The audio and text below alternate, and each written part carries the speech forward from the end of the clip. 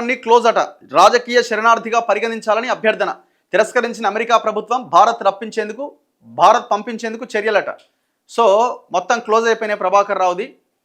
అక్కడ ఒక పిటిషన్ వేసుకున్నాడు కోర్టులో, నన్ను రాజకీయ శరణార్థిగా పరిగణించండి, భారతదేశంలో ఉన్న తెలంగాణ రాష్ట్రం నన్ను వేధిస్తున్నది, నన్ను చాలా ఇబ్బంది పెడుతున్నది, మీరైనా నాకున్న రోగాన్ని నా పరిస్థితిని చూసి జర కనికరించండి అని ఆడ పిటిషన్ వేసుకుంటే నథింగ్ డూయింగ్, నువ్వు ఈ నుంచి వెళ్ళిపోవాల్సిందే అని అక్కడ ఉన్న అమెరికా ప్రభుత్వం తిరస్కరించిందట.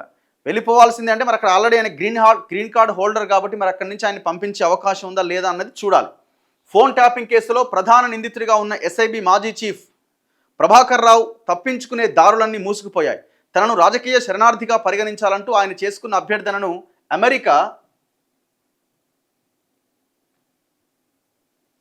అమెరికా ప్రభుత్వం తిరస్కరించినట్టు సమాచారం.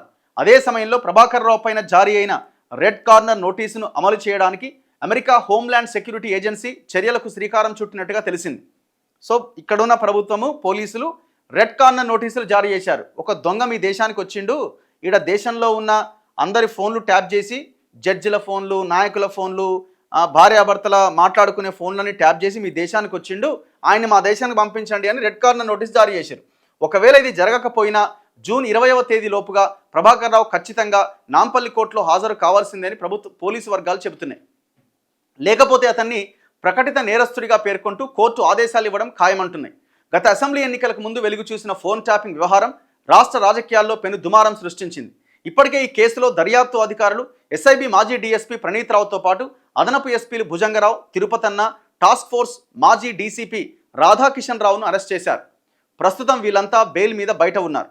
ఇక ఇదే కేసులో నిందితుడిగా ఉన్న శ్రవణ్ రావు సుప్రీంకోర్టు కల్పించిన మధ్యంతర రక్షణతో ఇటీవల సిట్ ముందు హాజరయ్యారు. అయితే ఈ కేసులో ప్రధాన నిందితుడిగా ఉన్న ప్రభాకర్ రావు మాత్రం విచారణకు హాజరు కాలే. కేసులు నమోదు కాగానే అమెరికా పారిపోయిన ప్రభాకర్ రావు పలుమార్లు నోటీసులు ఇచ్చినా స్పందించలేదు. ఆయన్ను వెనక్కి రప్పించేందుకు దర్యాప్తు అధికారులు చర్యలు ముమ్మరం చేయడంతో తనను రాజకీయ శరణార్థిగా పరిగణించాలంటూ అమెరికా ప్రభుత్వానికి విజ్ఞప్తి చేస్తున్నారు. అదే సమయంలో ముందస్తు బెయిల్ కోసం హైకోర్టులో పిటిషన్ దాఖలు చేశారు. అయితే కోర్టు ఈ పిటిషన్ కొట్టేసింది. అదే సమయంలో దర్యాప్తు అధికారులు సిబిఐ సహకారంతో ఇంటర్పోల్ ద్వారా ప్రభాకర్ రావుపై రెడ్ కార్నర్ నోటీస్ జారీ చేయించారు. పాస్పోర్ట్ను రద్దు కూడా చేయించారు. దాంతోపాటు ప్రభాకర్ రావును ప్రకటిత నేరస్తుడిగా గుర్తించాలంటూ నాంపల్లి కోర్టులో పిటిషన్ దాఖలు చేశారు. దీనిపై విచారణ జరిపిన కోర్టు జూన్ 20వ తేదీలోపుగా కోర్టులో హాజరు కావాలంటూ ప్రభాకర్ రావును ఆదేశించింది. ఈ మేరకు జారీ అయిన నోటీసులను ఇటీవల సిట్ అధికారులు తారామతి బారాదరి ప్రాంతంలోని ప్రభాకర్ రావు నివాసానికి అంటించారు.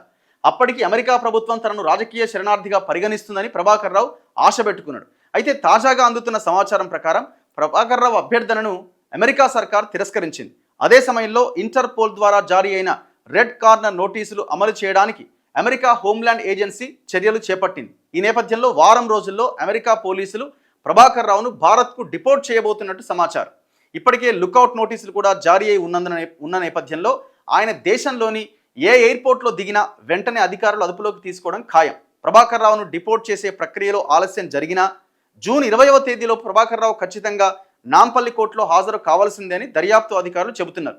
లేని పక్షంలో కోర్టు ఆయన్ను ప్రకటిత నేరస్తుడిగా గుర్తిస్తూ ఉత్తర్వులు జారీ చేస్తుంది. ఒక్కసారి నోటీసులు జారీ అయితే కోర్టు అనుమతి తీసుకొని ప్రభాకర్ రావు ఆస్తులను జప్తు చేయబోతున్నారు. ఈ క్రమంలో ప్రభాకర్ రావు తప్పించుకునే దారులన్నీ మూసుకుపోయినట్టే అని వ్యాఖ్యానించారు. అంటే ప్రభాకర్ రావు పేరుతో ఉన్న ఆస్తులు మొత్తం ప్రభుత్వానికి అటాచ్ అయిపోతాయి. ఇక వాడు సంపాదించిన దాని భయానికని మళ్ళీ దేశానికి తిరిగి రావాలి. ఇక వాళ్ళ కుటుంబ సభ్యులే నూపుతారు. ఎందుకంటే ఉన్న ఆస్తులు పోయేటట్టు నాయన నువ్వు ఉండకపోయినా ఒకటే, కానీ ఆస్తులు మాకు సొంతం కావాలని చెప్పి వాళ్ళే పంపించే అవకాశం కూడా ఉంటుంది. ఇట్లా మొత్తానికి ఆయన దారులన్నీ మూసుకుపోయినాయి ఒక్కొక్కటిగా. ఇప్పుడు ప్రభాకర్ రావు తెలంగాణకి ఎంట్రీ ఇస్తే నెక్స్ట్ ఆయనకు పైన ఎవరైతే కేసీఆర్ ఉన్నారో మరి కేసీఆర్ పరిస్థితి ఏందన్నది చూడాలి. ఎందుకంటే చాలా రకాల అనుమానాలు ఉన్నాయి. ఇప్పుడు ఆ శ్రవణ్ రావు టాపిక్, ఈ ఫోన్ ట్యాపింగ్ వచ్చినప్పుడు ఈ ఫోన్ ట్యాపింగ్ కేసులో శ్రవణ్ రావు తప్పించుకోవడానికి డబ్బులు ఇచ్చిండు అన్న ఒక చర్చ పెద్ద ఎత్తున నడుస్తున్నది బయట మార్కెట్లో. అది అవునా కాదన్నది ప్రభుత్వమే చెప్పాలి. మరి ఎందుకు ఆయన ఆ తరహా స్టేట్మెంట్స్ ఇస్తున్నాడే, నేను ఇలా ఈ కేసు నుంచి బయటపడ్డా అని?